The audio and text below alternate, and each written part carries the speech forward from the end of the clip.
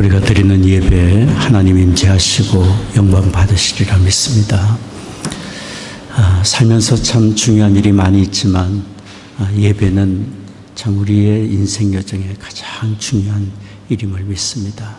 하나님을 만나고 또 하나님의 은혜 가운데 우리가 있음을 또 확인하고 우리에게 맡겨주신 삶을 힘있게 살아갈 수 있는 은혜를 얻을 수 있기 때문입니다. 예배에 있어서 우리가 점점 성숙해져가는 그런 은혜를 얻는다면 그것은 참 우리의 삶에 있어서 큰 복이 되리라 믿습니다. 오늘 하장로님 읽어주신 창세기 13장에 나오는 아브라함은 하나님의 부름을 받아 신앙의 여정을 가는 중에 그의 예배는 시간이 가면서 더욱 성숙해져 갔습니다. 오늘 성경을 통해 그런 모습을 우리가 발견하게 됩니다. 아브라함은 가나안 땅에 기근이 찾아왔을 때 하나님을 신뢰하지 못하고 가나안 땅을 떠나 애굽으로 내려갔었습니다. 그리고 또 애굽 땅에서 하나님의 돌보심을 믿지 못하고 아내를 누이라고 속이다가 애굽 왕 바로에게 아내를 빼앗기는 그런 수모와 어려움을 겪기도 했습니다. 그러나 하나님은 불신앙으로 넘어지고 실패한 아브라함을 건져주셨고 풍족한 재물까지 더해주시며 가나안 땅으로 다시 올라가 다시 하나님의 사람으로 신앙의 여정을 나아갈 수 있도록 인도해 주셨습니다. 아브라함이 하나님의 은혜로 가나안 땅에 다시 올라갔을 때 그가 제일 먼저 행한 일은 하나님께 제단을 쌓고 제사를 드리는 일이었습니다. 그가 이전에 제단을 쌓았던 베델로 찾아갔습니다. 오늘 읽어주신 말씀 창세기 13장 4절 말씀을 주목해 보십시오. 저가 장막 쳤던 곳에 전에 장막 쳤던 곳에 이르니 그가 처음으로 단을 쌓은 곳이라. 그가 거기서 여호와의 이름을 불렀더라. 그가 거기서 여호와의 이름을 불렀더라. 그가 이전에 제사를 드리던 동일한 장소였습니다. 동일한 하나님의 이름을 불렀지만 그는 가나안 땅을 떠나 애굽으로 내려가 실패를 경험하던 이전과 지금은 전혀 다른 예배자의 자세로 하나님 앞에 서서 하나님의 이름을 불렀던 것이 너무도 분명합니다. 믿음의 실패를 통해 더욱 낮아졌고 더욱 겸손했고 자신이 하나님의 은혜가 아니면 살 수 없음을 깨달은 사람으로서 하나님 앞에 제단을 쌓고 예배를 드리는 사람이 됐던 것입니다. 누군가가 제단을 쌓고 예배를 드리는 아브라함 과거의 실패를 알기 때문에 이렇게 말할지 모릅니다. 아브라함 씨, 눈물로 회개하며 감사하며 헌신하며 예배를 드리는데 생활에서 달라진 것이 있나요? 이런 질문은 우리에게 필요합니다. 이런 질문이 우리에게 필요합니다. 우리가 하나님 앞에 예배를 드린다는 것은 산 제물로 우리 자신을 드리는 것이니 우리의 삶의 변화가 뒤따르는 예배의 열매가 있어야 하기 때문입니다. 예배는 세상에서 자기 중심적으로 살던 우리가 하나님께 돌아왔다는 표시가 되어야 하는 것이고 이제는 하나님 중심으로 다시 세상에 나아가 살겠다는 제 헌신과 또 삶의 변화의 표시가 있어야 되는 것이 진정한 예배의 모습 아니겠어요?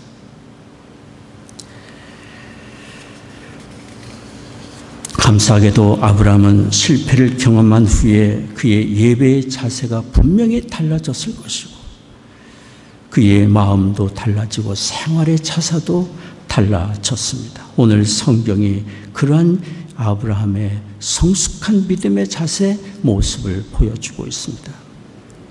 아브라함이 애굽에서 가나안 땅으로 다시 올라왔을 때 아브라함과 조카 롯이 서로 갈등과 다툼의 상황에 놓여 있었습니다. 그것은 아브라함과 롯의 가축이 처음보다 많아졌어요. 가나안 땅이 기근에서 벗어난 지 얼마 되지 않은 때라 풀이 그리 넉넉하지도 못하기도 했습니다. 이런 사실을 성경이 말해줍니다. 창세기 오늘 읽은 말씀 13장 6절에서 7절입니다. 그 땅에 그들의 동거함을 용납지 못하였으니 곧 그들의 소유가 많아서 동거할 수 없었습니다. 그러므로 아브라함의 가축의 목자와 롯의 가축의 목자가 서로 다투고 또 가나안 사람과 브리스 사람도 그 땅에 거하였는지라. 아브라함과 롯이 고향 땅을 떠날 때는 이런 다툼이 없었습니다. 기근 때문에 어려움을 당할 때도 이런 다툼이 있었다고 성경은 말하지 않습니다. 그러나 그들의 가축도 많아지고 소유도 많아지자 그들의 소유가 많아서 동거할 수 없게 되었고 자신들의 소유를 지키기 위해서 서로 다투게 된 것입니다. 이런 일은 세상에 언제든지 있는 일이에요. 그런데 아브라함이 이런 갈등과 다툼의 상황에서 어떻게 행했습니까? 오늘 성경이 말해줍니다. 창세기 13장 8절 말씀입니다. 아브라함이 롯에게 이르되 우리는 한 골육이라 나나 너나 내 목자나 내 목자나 서로 다투게 말자. 분노와 다툼도 선택이고 절제와 화평을 도모하는 것도 선택할 수 있는 일입니다. 사람이 감정을 쫓아 살다 보면 자기 감정에 쫓아서 원치 않는 그런 부정적인 행동을 할 수 있겠지만 우리는 얼마든지 선택할 수 있습니다. 분노를 선택할 수도 있고 화평을 선택할 수도 있습니다. 무엇을 우리가 중요하게 여기는가에 따라서 선택할 수 있습니다. 환경과 상황이 우리를 지배하는 것 같지만 우리의 마음과 믿음의 자세가 우리 자신의 삶을 이끌어가고 우리 자신을 이끌어갑니다. 미국의 웨인 코데이로라는 목사님이 있습니다. 이분이 쓰신 책이 태도를 바꾸면 성공이 보인다라는 그런 책입니다. 태도를 바꾸면 성공이 보인다라는 책에서 어느 무명 시인의 시를 소개했습니다. 이런 내용입니다. 동일한 바람이 불어오지만 한 배는 동쪽으로 가고 다른 배는 서쪽으로 간다. 배가 어디로 가는지는 바람이 아니라 돛의 방향에 달렸다. 인생의 항로에 폭풍이 몰려와도 우리의 갈 곳을 정하는 것은 폭풍이나 어려움이 아니라 우리의 마음의 자세이다. 일리가 있는 이야기예요.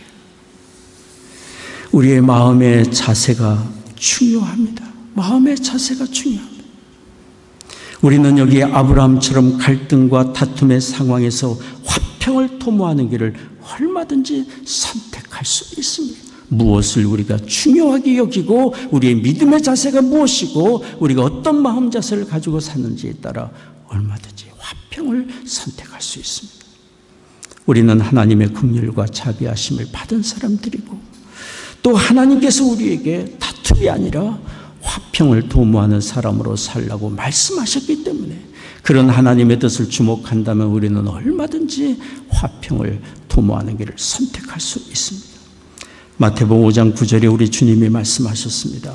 화평케 하는 자는 복이 있나니 저희가 하나님의 아들이라 일컬음을 받을 것이며 화평을 도모하는 사람이 복 있는 사람이라고 자기 자신을 복 있게 하고 다른 사람을 복 있게 하는 복 있는 사람이라고 말씀을 하고 있습니다. 여기 주께서 마태복음 5장 9절에 화평케 하는 사람이란 어떤 사람입니까? 평화를 사랑하거나 평화를 기다리거나 갈등의 상황을 피해 평화로운 곳을 찾아가는 그런 사람을 말하는 것이 아닙니다. 화평케 하는 사람은 갈등과 다툼이 있는 곳에서 적극적으로 화해와 평화를 도모하며 그 일을 위해 헌신하고 수고하는 사람을 가리켜 말합니다. 화평케 하는 사람. 이런 사람은 복이 있고 하나님의 아들이라 일컬음을 받으리라 말씀했습니다. 히브리어에는 뭐뭐의 아들이라는 표현을 사용해서 형용사를 표현할 때가 있습니다. 그런 여기 하나님의 아들이라는 표현은 하나님과 같은 일을 하는 사람, 하나님을 닮은 사람이라는 형용사적인 표현이라고 이해할 수 있습니다. 허물과 죄로 죽은 우리를 살리기 위해 사람이 되어 우리에게 오신 하나님, 우리에게 찾아오셔서 자신을 내어주시고 죄인된 우리와 화평을 이루신 하나님을 닮은 사람, 화평케 화평케 하는 사람. 우리는 하나님의 이런 크신 사랑을 받은 사람으로서 하나님을 닮은 사람으로 하나님의 일을 행하는, 그래서 화평을 도모하는 그런 삶을 우리는 살 수 있습니다. 오늘 성경에서 아브라함을 통해서 화평을 도모하는 사람, 그런 사람의 믿음의 자세가 어떤 것인지 우리는 말씀을 통해 들을 수 있습니다.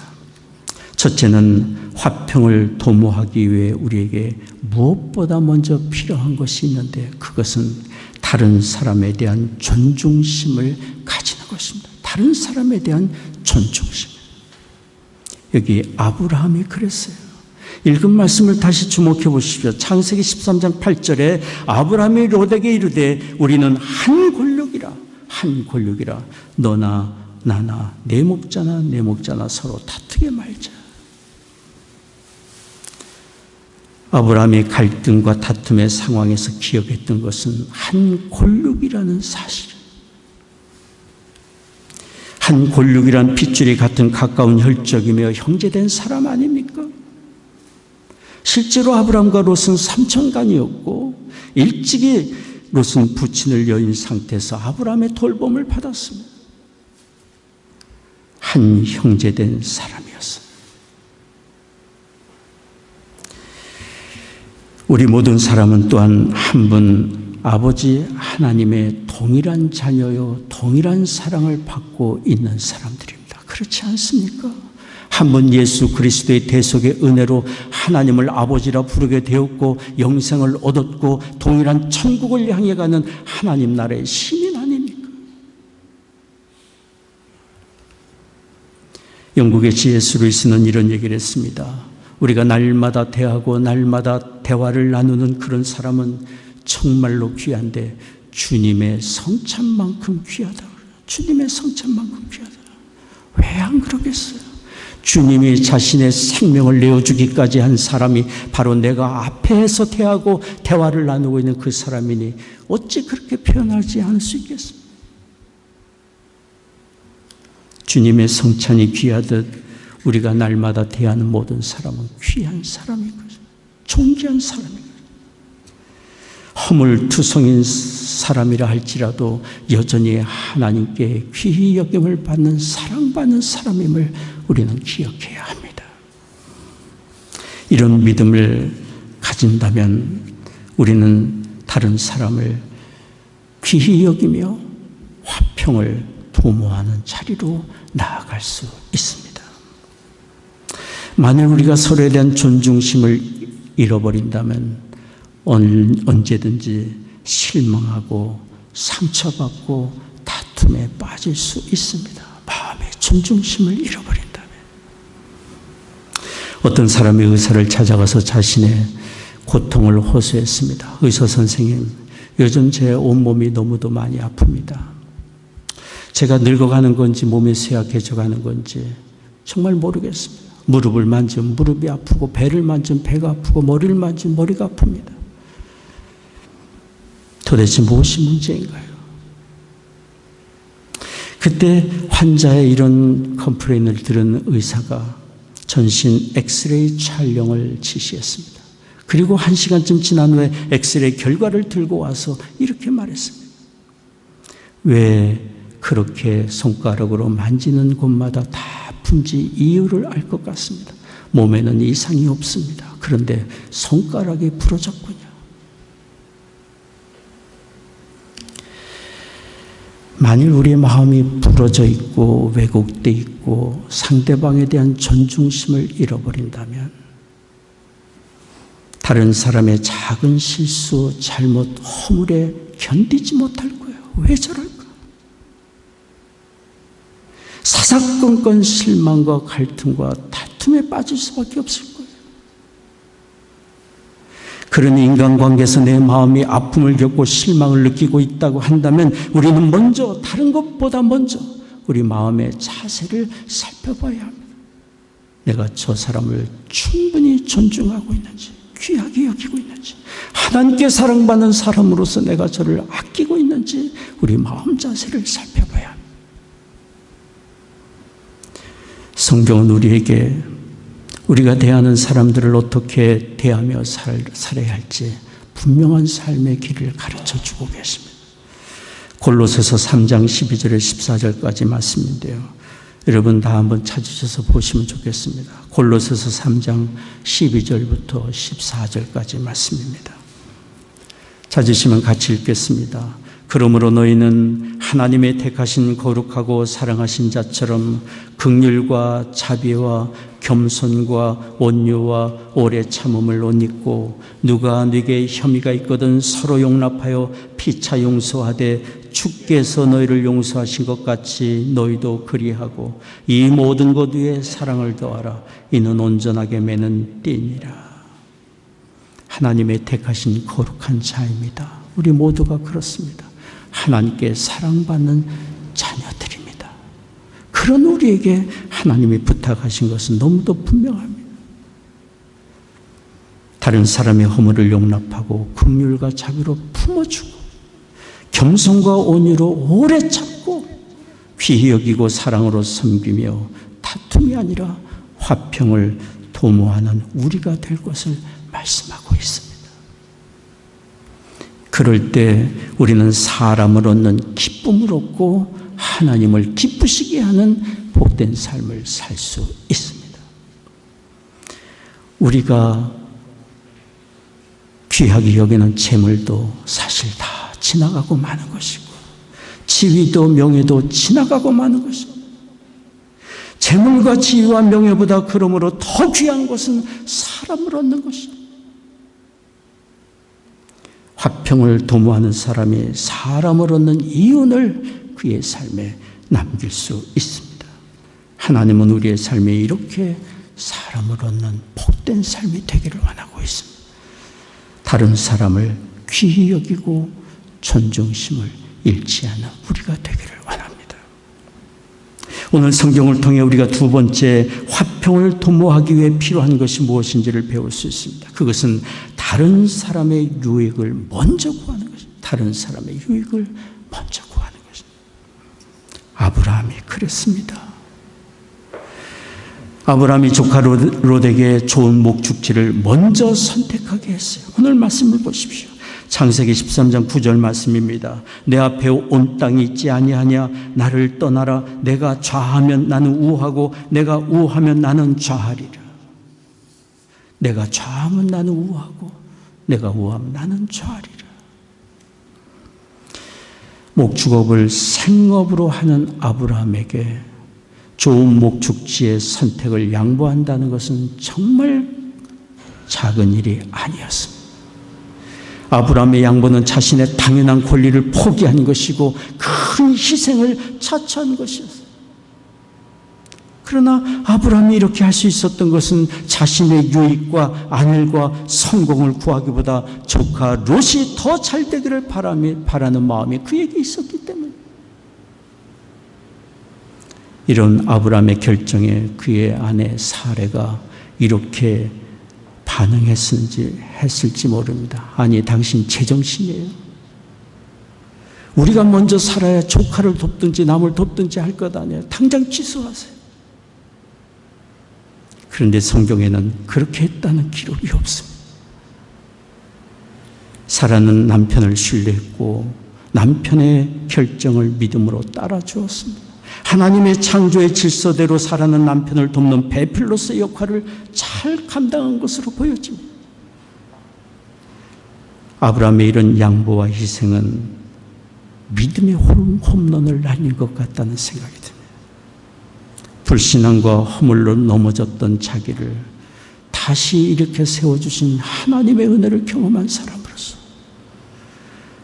아브라함은 보다 넉넉해진 마음으로 조카 롯의 유익을 먼저 구할 수 있었던 것입니다. 그러기 위해 자기의 것을 내어주고 양보하고 희생의 자리까지 갈 수 있었던 것입니다. 우리는 자기 유익을 구하기보다 다른 사람의 유익을 구하도록 부름을 받은 사람들입니다.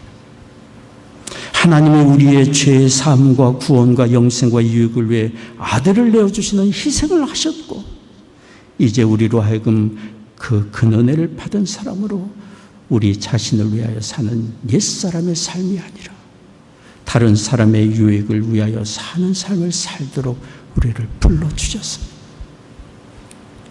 고린도전서 10장 24절이 말씀합니다. 누구든지 자기의 유익을 구치 말고 남의 유익을 구하라. 누구든지 자기 유익을 구치 말고 남의 유익을 구하라. 고린도 후서 5장 15절도 말씀합니다. 저가 모든 사람을 대신하여 죽으심은 사한 자들로 하여금 다시는 저희 자신을 위하여 살지 않고 오직 저희를 대신하여 죽었다가 다시 사신 자를 위하여 살게 하려 함이니라. 여러분 믿음으로 아멘 하시겠습니까? 직책과 직분보다 더욱 중요한 것은 다른 사람의 유익을 위해 사는 것입니다. 다른 사람의 유익을 먼저 구하고 자기를 희생하며 화평을 도모하는 사람은 하나님을 닮은 사람이며 하나님의 일을 하는 사역자예요. 하나님의 거룩하신 일에 동참하는 것입니다. 세 번째입니다. 화평을 도모하기 위해 우리에게 필요한 것은 우리 자신의 삶을 하나님께 의탁하는 것입니다. 하나님께 의탁하는 것입니다. 우리는 다 연약한 사람입니다. 연약한 사람. 무엇인가 손에 가지면 안심이 되고 없으면 불안에 떠는 수밖에 없는 연약한 존재들. 자신의 삶의 안정과 평안과 보장이 없다면 어떻게 여유 있게 다른 사람의 유익을 도모할 수 있겠습니까? 그러나 만복의 근원이 되신 하나님, 모든 것을 주관하시고 다스리신 하나님께 우리의 삶과 생명을 의탁할 수 있다. 그분의 도우심을 믿고 신뢰한다면 우리는 어느 때든지 어떤 상황에서든지 내 유익을 구하기보다 다른 사람의 유익을 먼저 구할 수 있습니다. 여기 아브라함이 그랬습니다. 내가 좌하면 내가 후하고 내가 우하면 내가 좌하리라. 먼저 내가 좋은 것을 택하라. 아브라함이 이렇게 좋은 목적지를 조카가 양보할 수 있었던 것은 하나님께 자신의 삶을 의탁하고 하나님을 전적으로 신뢰했기 때문입니다.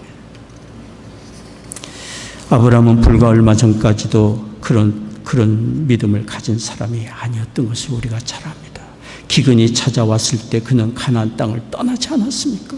좋은 목적지와 보다 살기 좋은 곳을 찾아 에집트까지 내려갔던 사람 아닙니까?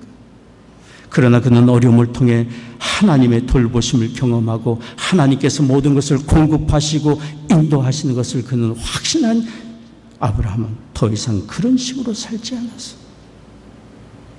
눈에 보이는 기름진 땅보다 하나님의 인도하시는 세계를 더욱 귀하게 여겼습니다.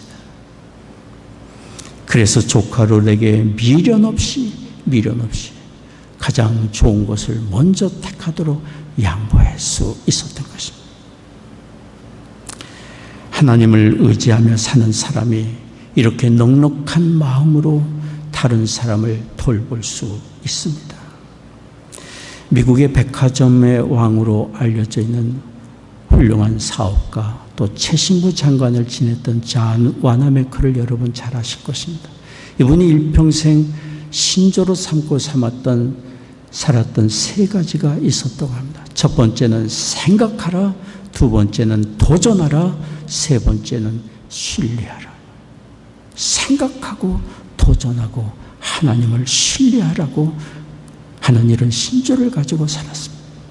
하나님을 신뢰하는 마음을 가졌던 존 와나메카는 창의적으로 다른 사람을 돕고 유익하는 많은 지혜들을 발휘하고 그런 역할을 감당하며 살았습니다.